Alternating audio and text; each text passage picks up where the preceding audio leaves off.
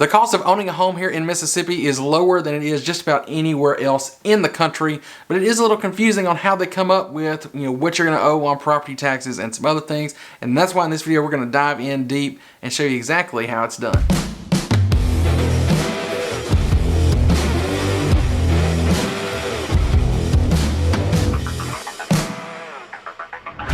What's up, everybody? My name is Jared Lasher. I'm a realtor with Keller Williams right here in the Jackson, Mississippi metro area. This is the Living in Jackson channel, and if you are new to the channel and you want to see videos about the area, information, showing you around, all that kind of stuff, that's what we do here. We've got videos coming out every single week. So make sure you get down there and hit that subscribe button and click the bell so you get notified when those videos come out. We're really trying to get to 1,000 subscribers. We're about 3/4 of the way there. So we'd really appreciate it if you'll help us hit that goal here pretty soon.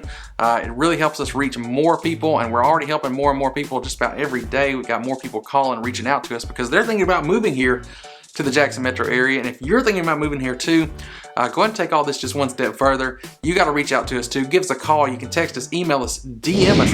You could even break out the megaphone. It really don't matter how you get in touch with us, just as long as you do it, because we got your back moving here to the Jackson, Mississippi metro area. Now in this video, we are going to be talking about the property taxes primarily. I want to mention a couple other things, just tell you some things you might want to be aware of.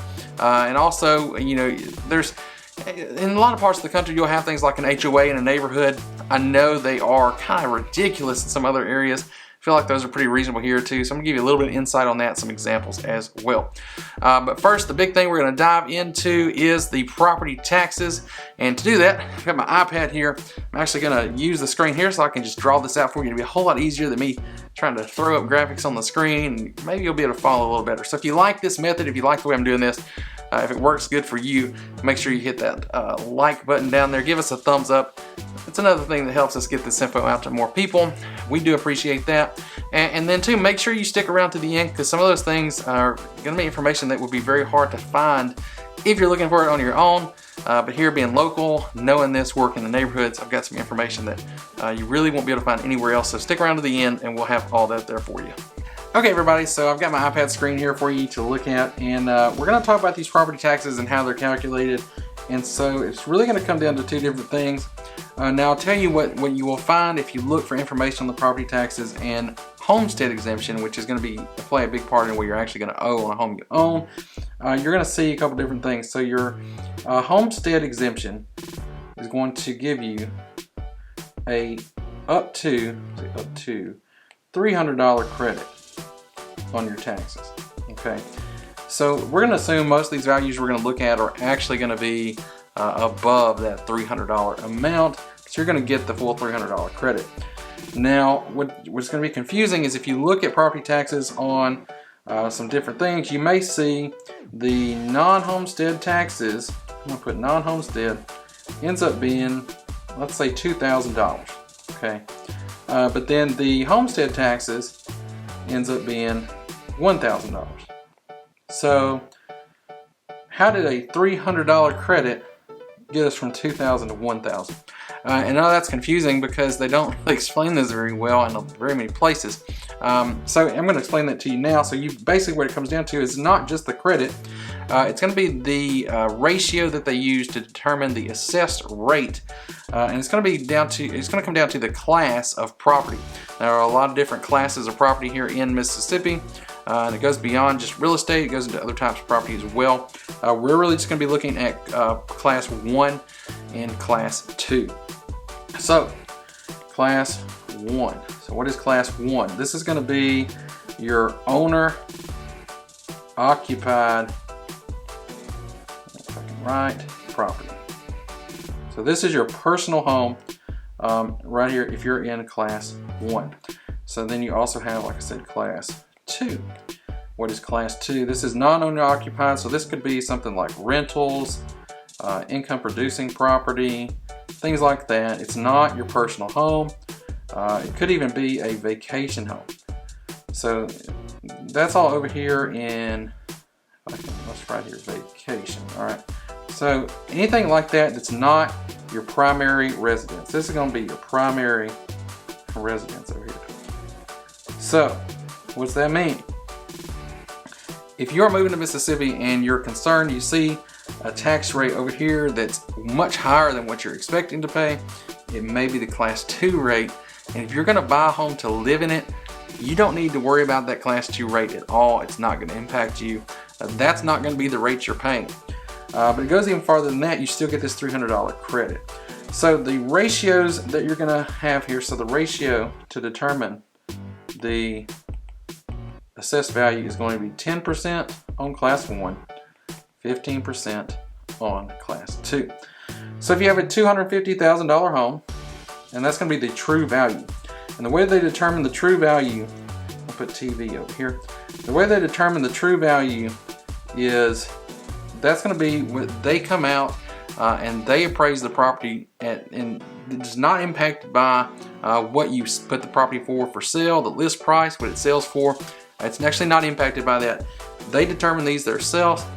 Generally here, it's good news, the true value that they'll come up with tends to be less than the actual property value. So that is of course in your favor. But you're gonna use this, whatever they have here, and if you feel like it is too high, it is one of those things that you can contest. But you come in here and you're gonna multiply that times 0.1 or 0.10 to be that 10%. That's gonna give you your assessed value, which here, easy math, it's gonna be $25,000. So your assessed value right here, if you're under Class 1, equals $25,000.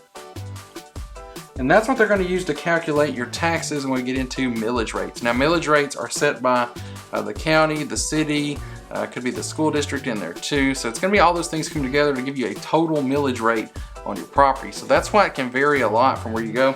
You're going to see millage rates kind of all over the place. Could be 100, could be 150. I'm going to use for our examples here 125. So 125 or 125 mills is going to be our example here. So that number of mills, if you had 1,000 mills, that's going to be 1. Okay, so or 1 total. You know, basically it's 1,000th is a mill. So if you got 125, so your millage rate set is going to be 125. What that's going to do, that means you're going to multiply this number, the assessed value, times the 125, but it's in mills, so it's going to actually be 0.125. All right, so to get this here, you're going to actually do 25,000 for our example, times 0.125, and that is going to give you your actual tax rate before your homestead exemption. Now this is important. You may be Class 1 right here. You may be Class 1, but if you don't go file for that homestead exemption, you may not still get that $300 credit. So that's something that you want to make sure you do. All right, but anyway, we're going to do this right here. The 25,000 times 0.125, and that is $3,125, and you still get that $300 credit. So we're going to subtract that as well. Take off the 300 to get us our actual taxes due, which is going to be $2,825. Now that's what you would pay. This would be your homestead tax rate if you have 125 mills. Again, that will vary. But let's go here and look here and see what we'll get over here on Class 2. So your true value over here is going to be a little different because we're looking at 15% instead of 10%.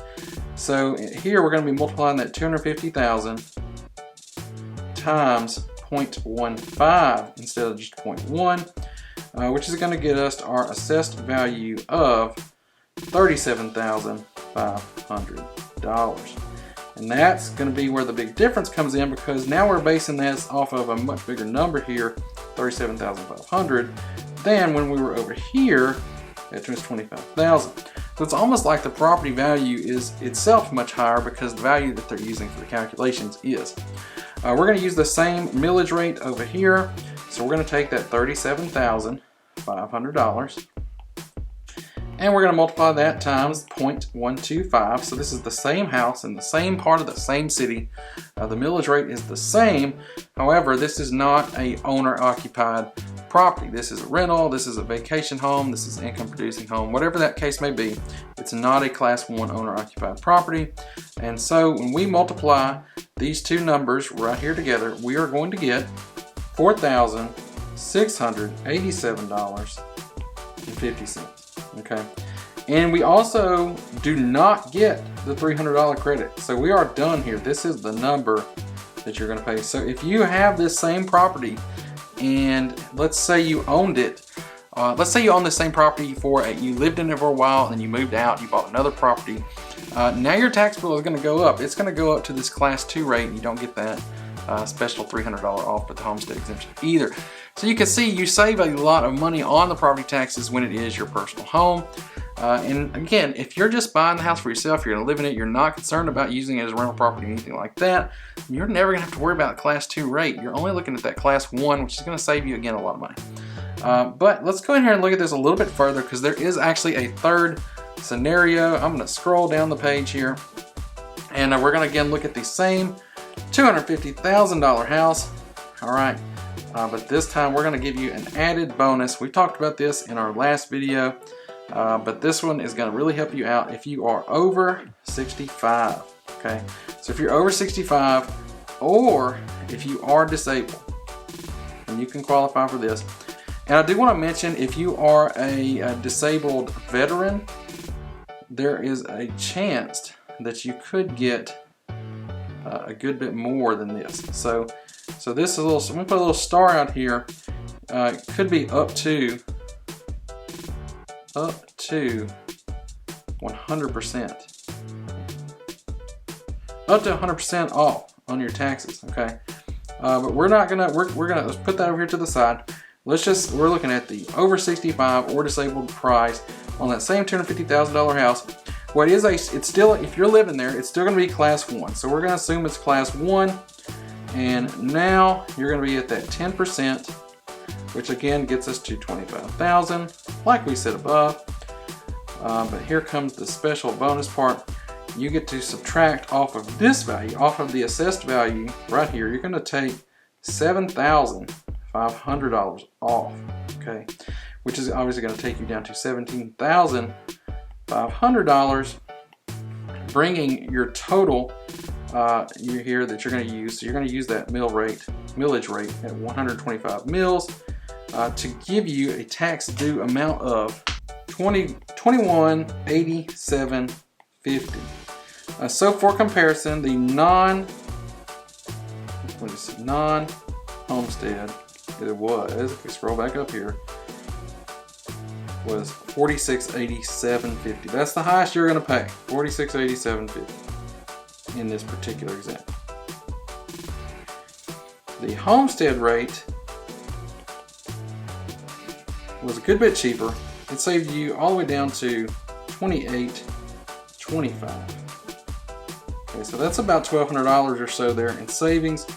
And then if you are over 65 or disabled, that's going to bring it down even further to $2187.50. So you can see there, that's pretty much about $2,700 cheaper, $2,500 cheaper than the regular non-homestead rate if you are over 65. So obviously it's a big benefit if you are retired or if you are disabled, you're over 65 and here buying a property. That's a big draw, you know, you save you a lot of money there. This is just on a $250,000 house. You know, this will obviously be a little different if you're at a $500,000 home, because that $7,500 you get to take off the assessed value doesn't change based on the value of the home, so it is less impactful on a higher price. Either way, that's going to be saving you a pretty good bit of money in some cases, you know, up to $1,000 or so over what you'd be paying on even the homestead rate. So let's look into a couple other things now. I want to show you the first being some of the other things you may have to spend money on in addition to property taxes.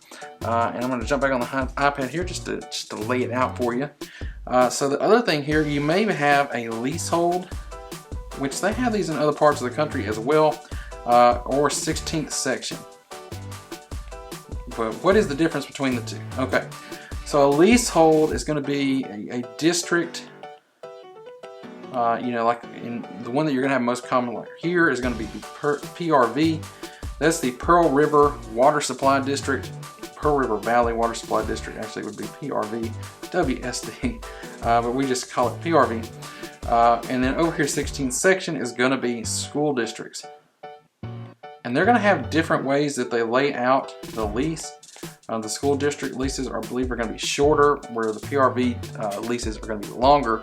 And they can increase over time at different rates, you know, so they will gradually go up, become more expensive as you own the property. So, you know, it may be $400 when you buy the property, and in 10 years it may be $450. And that's annually, it's not monthly, but this is an annual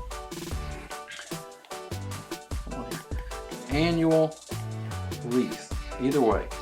So you don't actually own the property in this. When you buy the house, you're not going to get what we would normally have, which is a general warranty deed. You're going to get an assignment of the lease, which you can then of course later assign to someone else. It ultimately doesn't really have a big impact on what you can do with the property, and it's not like they're going to come take this away from you. If they wanted it, they'd have to come buy it from you at full market value, which in a lot of instances they're not going to do, because you'll find in a lot of cases there are actually some pretty valuable homes that are in these districts. That Pearl River Water Supply District, that's going to be right around the reservoir. So if you're living on the reservoir, you're on the water, very close to it, there's a good chance you may be in the Pearl River Valley Water Supply District. There are some affordable homes in there, but there are also some very expensive homes, and so I don't see them coming and buying that out really for any reason, at least not in the near future. And the school districts, I know there are several.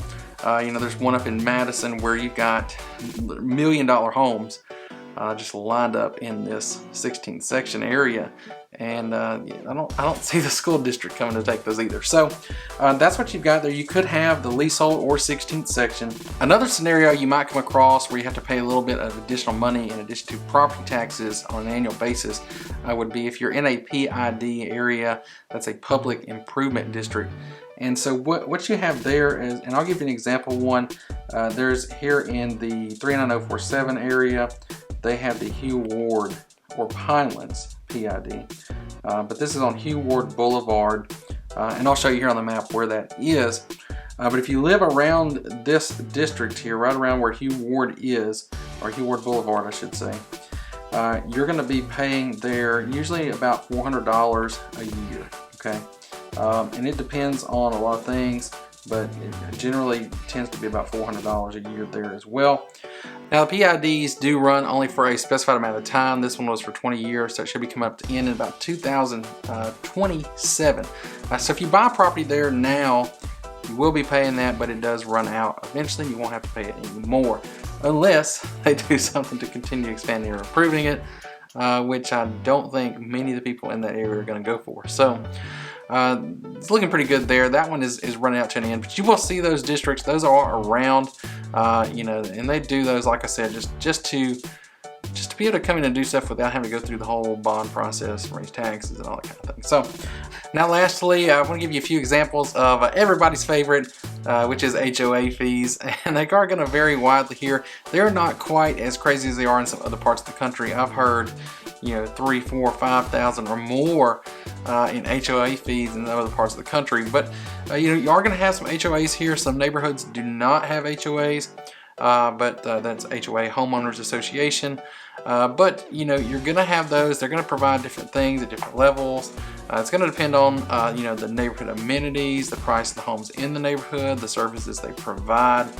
All that's going to factor in there. And so just to give you a few examples here, looking at some that are in Madison, you've got Reunion there at $1,300. And Reunion is going to be probably one of the most amenity-rich neighborhoods in the whole area.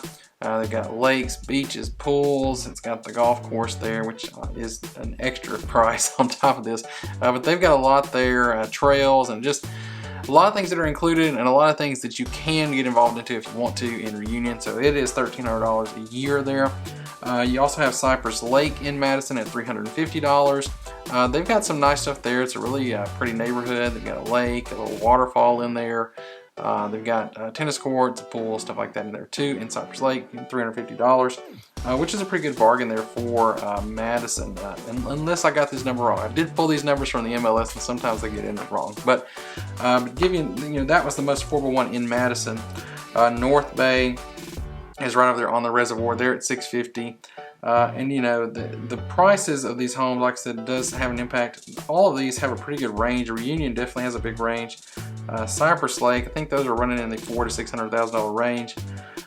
North Bay, they could be anywhere from, you know, $300,000 up to $700,000 or $800,000 in there.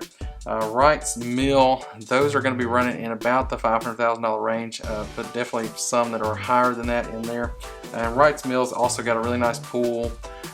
They've got a little playground area there for kids, a little trail, and it's very conveniently located too. So they're at $900,000.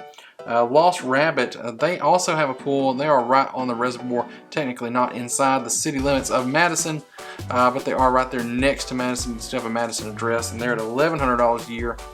It's really, it's a beautiful neighborhood out there. You can go and just kind of be right there on the shore of the reservoir, relax, have a picnic if you want to, and it's all right there in that neighborhood. So that's really nice. Looking over here in the Reservoir Brandon area and Flowood, just included that because it's all kind of right there together. Some examples: Farmington Station, very popular neighborhood, houses around the $200,000 to $250,000 mark when they're available. They're hard to get on these days just because it's the market that we're in, but if you do, they're at $175 a year there. They don't have any major amenities that they offer, but they do have a nice little entrance that they keep up, and they'll decorate for holidays and things like that. And so just the maintenance of that is what you're basically paying for the $175 a year. Contrast that with the Palisades. It's on the right on the reservoir on the Rankin County side.